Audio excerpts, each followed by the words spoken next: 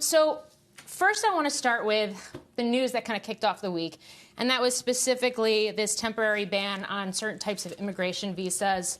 We've had a number of not only tech CEOs, but also Chamber of Commerce and other businesses come out and voice opposition to this and say it's actually going to have a negative economic impact.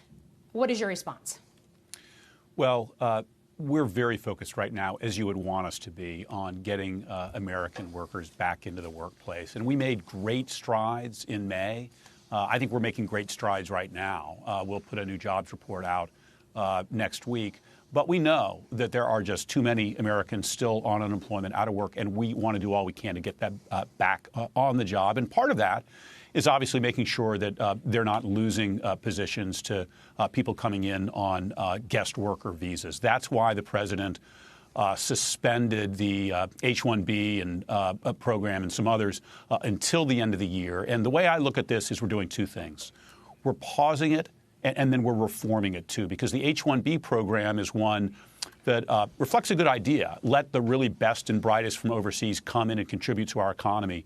But it's drifted from that purpose. It's abused some. And so we're going to make some reforms to that.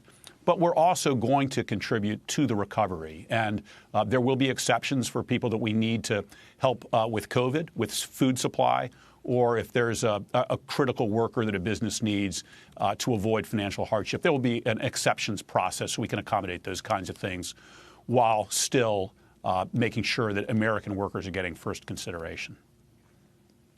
Yeah, I'm curious whether it's H-1B visas, H-2B visas with some exceptions around restaurant workers, for example, which actually kind of got my attention given the fact that that industry has been so hard hit. The L-1 visas, exceptions to the J-1 visas as well. How have you modeled this in terms of the potential for Americans to now fill in some of those jobs? What do you expect in terms of a direct translation? Yeah, Morgan, if I can be clear about one thing, it's actually not restaurants, it's food supply. So it's for example, food people supply that are helping in agriculture with seafood. That's the focus, not restaurants, where you're right. There have been people put out of work. And what we've looked at is simply the fact that we've got a number of employers trying to bring in H-1B workers, even at companies that at the same time have people on layoff. And so what we want to do is make sure that priority is being given first to bringing American workers back, getting them in.